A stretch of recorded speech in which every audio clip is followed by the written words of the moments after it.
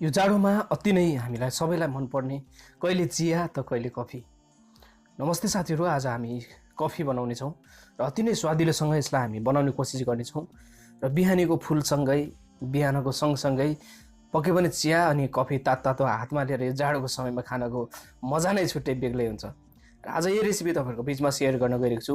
हामी नेस्कफी बनाउनुको लागि सुरुमा दुध हामीलाई चाहिन्छ। मैले यति दुध लिएँ।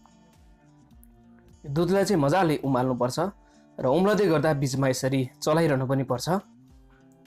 तर हाम्रो आगोको गति चाहिँ सुरुमा अलिकति ठुलो भए पनि पछि उम्लन थालेपछि थोरै सानो गर्नुपर्ने हुन्छ र यसरी दुध पनि उम्लन थालिहाल्यो। त्यसपछि मैले यसलाई बिचमा यसरी चलाइदिएको छु। दुध चाहिँ सानो आगोमा यसरी मजाले पकाइरहनु पर्छ, जसले गर्दा मिठो कफी बन्न मद्दत गर्छ। त्यसपछि मैले 1 चम्चा जति कफी लिएको छु। पक्कै पनि नेस्कफी कतिचोटि हामीलाई मनपर्ने कुरा नै हो। त्यसपछि अलिकति चिनी मैले लिएँ। हामीलाई कति गुलियो मनपर्छ त्यो अनुसार लिनु होला। र मैले अलिकति फेरि यसमा दुध पनि राखिदिएको छु।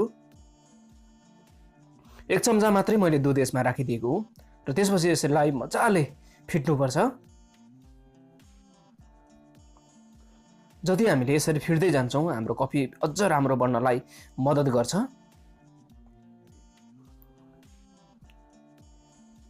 यसरी फिट्दै गर्दाखेरिमा यो कफीको कलर हल्का ब्ल्याकबाट चेन्ज भएर हल्का हल्का ब्राउन अनि हुन थाल्छ र यसरी कलर चेन्ज भइसकेपछि लगभग हामीलाई 3-4 मिनट समय लाग्छ र यसरी चेन्ज भयो। त्यसपछि मैले यसलाई दुध राखिदिएको छु